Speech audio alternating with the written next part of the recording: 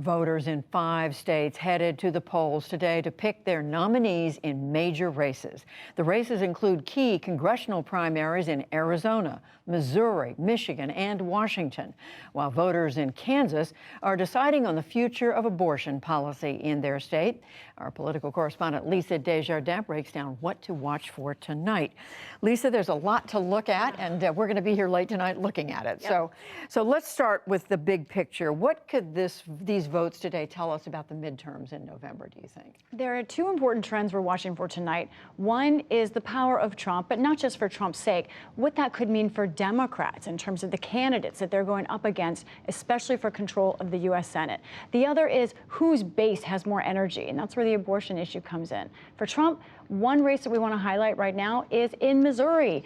There is a very hot Senate race on the Republican side in Missouri. Let's look at the 4 candidates there. You can see 2 current members of Congress there in the middle, former Governor Eric Greitens, who we've talked about before on this program, and then the Attorney General Eric Schmitt. Now, President Trump has just made an endorsement in the past day or so in this race, and here's what he wrote. Some of our viewers may be familiar with this that he put out. He said he is endorsing Eric.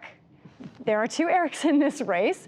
We know President Trump likes to pick winners. He might be hedging his bets there. But, you know, it's significant. This seat could be one that Democrats think they can win, and it could be an important seat that helps Democrats keep or lose control of the U.S. Senate. One thing to note, turnout in Missouri today, Judy, it's light, it's mixed. But across the state, the Secretary of State actually said it's terrible. Different case in Kansas. Turnout there, nearing or breaking records. And why? Because abortion is on the ballot there, as we heard in our report last night. Voters there are voting on whether or not the state of Kansas should be able to change abortion law and add more restrictions. We are going to be watching that very closely to see if either side is more energized than the other by that vote in Kansas. A lot of interest, apparently, Yeah. at least about those reports about turnout. So we know former President Trump has talked a lot about his endorsements. We've been watching that. But you've also seen in your reporting that what's happening today is a test for those candidates who have opposed former President Trump. How so? This day, more than any other on this election calendar, is a test for those Republicans who voted to impeach Trump. Many of our viewers might remember 10 House Republicans voted to impeach Trump. Well, a number of them, 4, are retiring. There aren't many on the ballot at one time. Today, 3 of those 10 Republicans are up in primary challenges. A look at who those are. Some of our viewers may be familiar with Peter Meijer, Dan Newhouse in Washington, and Jamie Herrera Butler there in Washington State. So all of these candidates' professional and future careers are on the line here because they opposed President Trump and voted to impeach him. He tweeted out today calling them impeachment slime. It's notable here because we know the Republican Party has routinely been tested, and those behind the scenes who told me that they believe perhaps President Trump deserved to be impeached but voted yes, will see a message in whether these 3 candidates survive tonight. So a lot to watch, as you've just been discussing, Lisa. But if you had to pick one state, one place where we're going to see some key questions answered, what would it be? I've got one, and it's Arizona. It's got everything. It has races up and down the ballot. In fact, in the 2 top races for governor and for U.S. Senate on the Republican side, President Trump has endorsed one candidate. His Vice President Pence has endorsed a different candidate. So you have that test. But we're also watching it because there are a number of election deniers in position to win primary races tonight, including for the Secretary of State's office, a leading candidate there.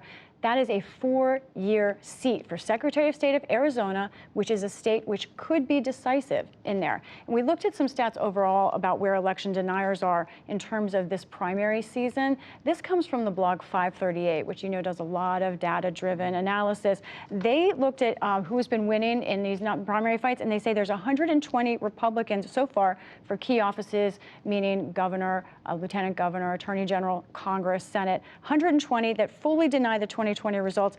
That's a very large portion of all the Republican nominees who have even been talking about the election. It's about half of those. So this isn't a fluke. It's not just one candidate here or there. This is a big part of who Republicans are putting on the ballot.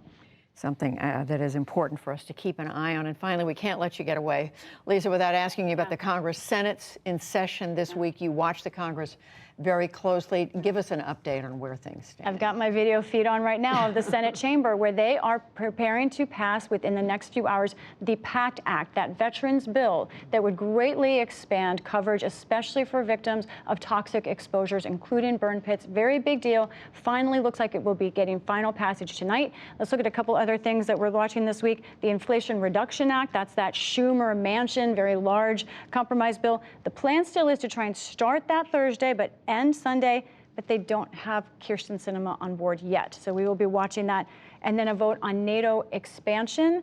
That's something that's going to pass easily in the Senate. However, you need 100 senators to do things quickly. They don't have all 100. So we're watching the timing on that NATO expansion, something the world is watching as well.